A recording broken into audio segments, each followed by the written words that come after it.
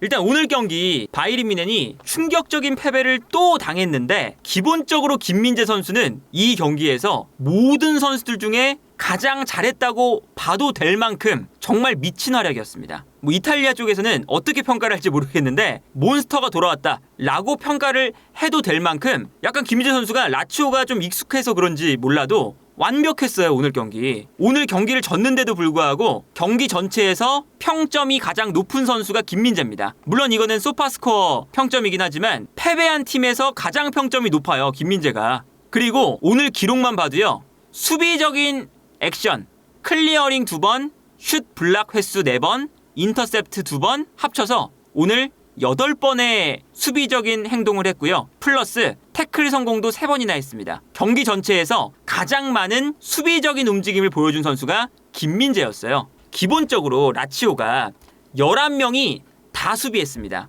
그러니까 이제 약간 그 김민재 선수가 세리아 팀들하고 만났을 때 훨씬 더 잘하는 이유가 여기에 있을 수도 있거든요. 어떤 거냐면 세리아 팀들이 역습으로 나갈 때 약간 개인 기량에 의존할 때가 많아요. 그러니까 분데스리가는 기본적으로 수비적인 팀들보다 정말 공격적인 팀이 많기 때문에 역습을 할 때도 한 4-5명이 막 뛰어가거든요. 그런데 세리아는 1명, 2명 정도의 공격수를 두고 요 선수들로만 역습을 할 때가 많죠. 그래서 공격수와 수비수의 1대1 상황이 많이 나와요. 근데 1대1 상황에서 전 세계에서 김민재를 1대1로 이길 수 있을 만한 공격수 없거든요. 그 정도로 김민재가 1대1 상황에서 강한데 그러다 보니까 오늘도 라치오가 거의 모든 선수가 수비를 하고요. 임모빌레 딱 한 명이 계속 뛰어나가면서 임모빌레 쪽으로 찔러줬어요. 그래서 임모빌레와 김민재의 1대1 상황이 많이 나왔거든요. 근데 오늘 경기에서 그 싸움에서 김민재가 완전히 이겼습니다. 그러니까 오늘 경기에서 경기를 보면 라치오가 진짜 11명의 선수가 다 들어가 있어요. 박스 안에. 정말 수비적이죠. 딱 한 명 선수 임모빌레만 그래도 살짝 앞에 있다가 임모빌레도 수비에 가담을 많이 하는데 역습을 나갈 때 바로 올라가는 거예요. 근데 올라갔을 때 김민재가 임모빌레와의 싸움에서 완전히 이기죠. 이 장면도 보시면 앞쪽으로 패스를 넘겨줬는데 여기서 임모빌레도 뛰고요. 이삭센도 뛰어가고 있어요. 근데 2명의 선수가 뛰어갈 때 패스가 넘어오는 순간 김민재 선수가 이 사이 공간으로 빠르게 뛰어가면서 패스를 먼저 끊어냅니다. 먼저 끊어낸 다음에 여기서 어떤 장면이 나오냐면 끊어내고 나서 김민재의 가장 큰 장점 볼을 끊어낸 다음에 우리 동료 선수에게 연결해주죠. 그래서 뛰어나가고 있는 게레이룩에게 패스를 보내줘요. 근데 임모빌레가 볼을 뺏기니까 김민재를 따라가다가 김민재가 측면에 있는 게레이룩에게 패스를 주니까 게레이루에게 막 뛰어가요. 근데 게레이루한테 방해를 못하도록 김민재가 바로 요 사이를 방해합니다. 그래서 이 다음 장면을 보시면 임모빌레가 막 뛰어갈 때 김민재 선수가 임모빌레를 방해하고 있고 그러다 보니까 게레이루가 볼을 잡아서 압박을 덜 받으면서 앞쪽으로 패스를 줄 수가 있어요. 이런 후속 동작까지 너무나 좋죠? 그리고 이 장면에서 앞으로 패스를 넘겨줬는데 앞에서 볼을 뺏기거든요? 뺏겼는데 뺏기자마자 김민재가 올라와 있는 김에 다시 압박을 시작합니다. 그래서 또다시 여기서 임모빌레의 볼을 다시 뺏어내는 이런 장면이 나와요. 그래서 오늘 김민재 선수가 이 임모빌레와의 1대1 상황에서 단 한 번도 안 졌습니다. 이 장면은 바이에른 뮌헨이 오늘 턴오버가 많았어요. 그래서 공격을 하다가 측면으로 패스가 넘어가는 장면인데 게이루가 약간 방심을 하고 있다가 상대 수비수가 올라와서 볼을 끊어냅니다. 왼쪽 풀백인 게이루가 올라왔기 때문에 왼쪽 라인에 아무도 없죠. 그래서 라치오의 오른쪽 측면 공격수 이삭센이 이 공간으로 뛰어가요. 그리고 당연히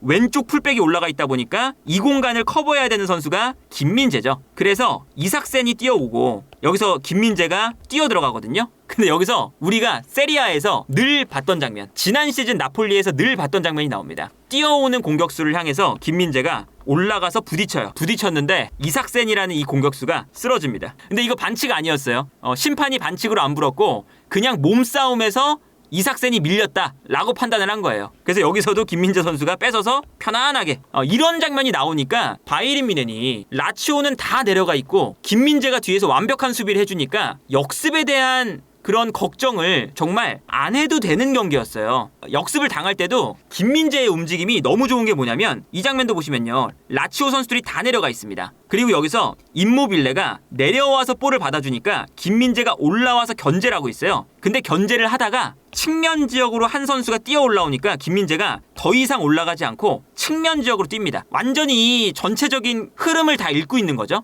그래서 측면으로 뛰어 올라오는 선수를 방해하기 시작해요. 이 수비 라인에서의 움직임이 너무 좋잖아요. 전방에서. 그래서 라치오가 측면 지역으로 한 선수가 뛰어가는데 이게 한 후반전 중반쯤의 장면이거든요. 이미 라치오 선수들이 오늘 김민재를 못 이기겠구나 라는 걸 이미 알고 있었어요. 이미 좀 많이 느꼈거든요. 그래서 뛰어나가는 선수한테 패스를 못 줍니다. 이 패스를 못 줘요. 김민재 때문에. 못 주고 그냥 어이없이 앞쪽에 뻥 걷어내면서 라치오의 역습이 끝나버리죠. 김민재 선수가 측면으로 나와서 측면으로 뛰어 올라오는 선수를 막고 있었기 때문에 이런 장면이 나오는 거거든요. 이런 모습을 보면 와, 김민재가 정말 미쳤구나. 그리고 이렇게 라치오가 수비적인 경기를 할 때 김민재라는 이 완벽한 수비 라인을 잡고 있는 선수가 있기 때문에 진짜 바이에른 뮌헨은 오늘 경기 수비에 대한 걱정을 단 한 번도 하지 않아도 되는 경기거든요. 그리고 특히나 오늘 경기에서 김민재가 놀라웠던 점은 예측 능력. 그러니까 슈팅을 할 때의 블락 혹은 패스가 들어올 때 예측해서 끊어내는 거. 이런 것들이 정말 미쳤어요. 오늘 슈팅을 블락하는 장면이 많았거든요. 이 장면도 보시면 라치오가 슈팅을 하고 있는 장면인데 김민재가 요 앞에서 슈팅의 방향을 읽고 있다가 슈팅이 오는 곳으로 김민재가 빠르게 움직여서 이 슈팅을 막아내요. 그래서 이 다음 장면을 보면 슈팅을 김민재가 직접 막아서 바로 이제 바이에른 뮌헨의 볼 소유권을 가져오는 걸 볼 수가 있죠. 이 장면도 후방에서 슈팅을 하는 장면이고 김민재가 골대 앞쪽에 있습니다. 근데 이 슈팅의 방향을 읽어서 슈팅을 할 때 김민재가 빨리 이 공간으로 움직여서 슈팅을 막아버리거든요.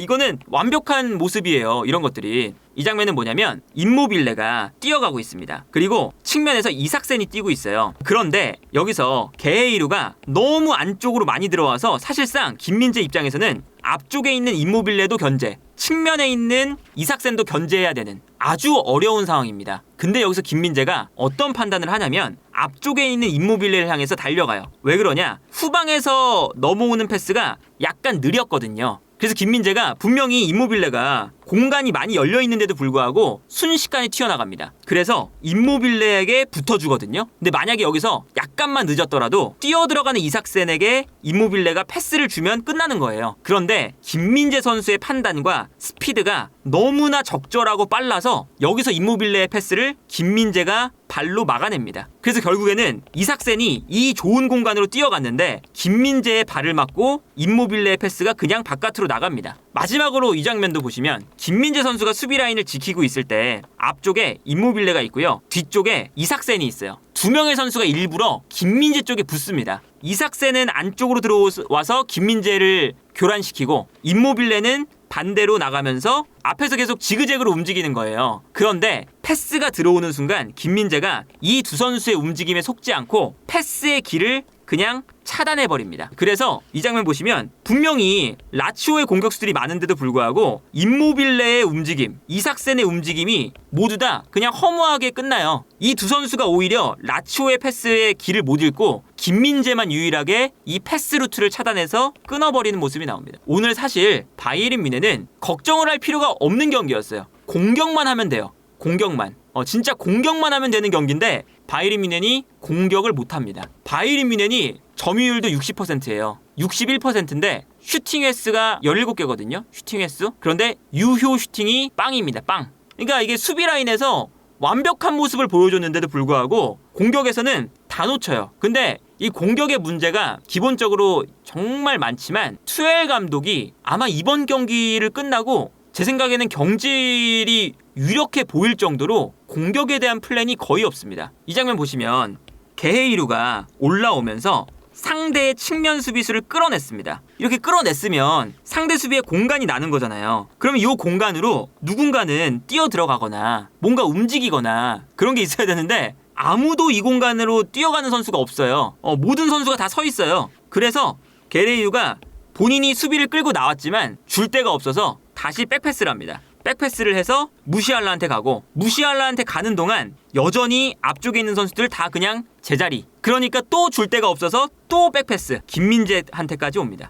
이렇게까지 투엘 감독이 공격 전술을 못 짜나 싶을 정도로 너무 정적이다. 그리고 공격을 할 때 가장 답답한 선수는 당연히 자네입니다. 자네. 이 장면 보세요. 완벽한 역습 상황이었습니다. 자네가 볼을 받았어요. 너무 좋은 상황이죠. 본인이 돌파를 할 수도 있고 뒤에서 게레이루가 뛰어오고 있었기 때문에 게레이루한테 줘도 돼요. 그래서 이 다음 장면 보면 자네가 볼을 받았을 때 게레이루가 오버래핑을 하고 있습니다. 그러면 주거나 자기가 페이크를 주면서 안쪽으로 들어와서 슈팅을 가져가거나 선택지가 많아요. 그런데 자네가 여기서 어떻게 하냐면 볼을 멈춥니다. 멈추고 기다려요. 기다려서 분명히 공간이 많이 나와 있죠? 이 공간을 뭔가 쓸 수가 있는데 가만히 서 있어요. 그러다 보니까 자네가 볼을 끄는 동안 선수들이 다 들어와 있습니다. 모든 선수가 다 들어와서 역습 종료. 자네가 이게 좋은 평가를 받을 수가 없을 정도의 플레이를 최근에 너무 많이 보여주고 있어요. 물론 이제 이런 것도 사실 얼마나 이 바이에른 뮌헨의 그 공격이 체계적이지 않으면 자네가 약간 무리한 플레이를 많이 하거든요. 무리하게 막 돌파를 많이 해요.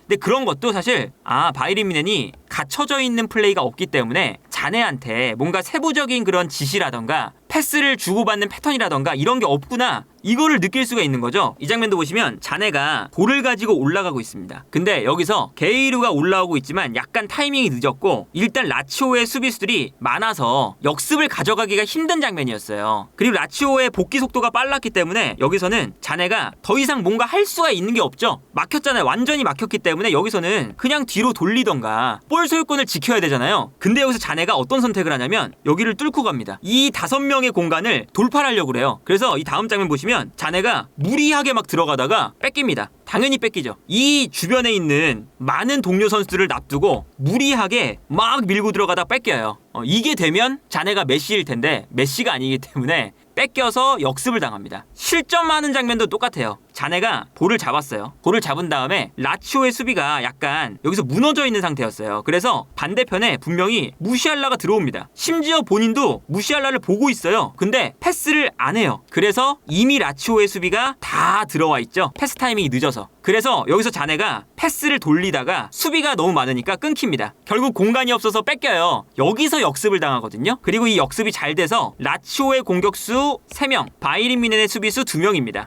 김민재와 우파메카노. 근데 여기서도 김민재가 너무 대단했던 게 뭐냐면 약간 일부러 가운데로 들어와요. 가운데로 들어오면서 몸의 위치를 보시면 반대편으로 열어놓고 있습니다. 이게 뭐냐? 들어오고 있는 선수가 있고요. 측면으로 나가고 있는 선수가 있는데 패스를 줘라. 공간이 넓으니까 너가 이쪽으로 패스를 주면 내가 뛰어나가겠다. 이거를 보여주고 있어요. 자신감이 있는 거죠. 근데 약간 이 시점에 라치오 선수들이 김민재한테 좀 겁을 먹었어요. 그래서 저 공간으로 못 줬습니다. 못 주고 오히려 공간이 없는데 반대편으로 줬어요. 그래서 여기서 김민재가 분명히 공간을 열어줬는데도 불구하고 패스가 반대로 갑니다. 이미 여기서 역습을 막았죠. 여기서 임모빌레가 우당탕탕 밀고 들어오거든요. 밀고 들어오는 과정에서 바이에른 뮌헨 선수들이 이거를 못 막았어요. 못 막아서 우당탕탕 무너지다가 우파메카노가 반칙을 합니다. 상대방의 발을 밟았죠. 퇴장 플러스 PK까지 헌납하는 최악의 플레이를 했고요. 여기서 바이에른 뮌헨이 실점을 합니다. 그러니까 이거는 김민재가 정말 수비적으로 완벽한 모습을 계속 보여주는데 공격에서 실수, 우파메카노의 실수, 이게 나오면서 진 거예요.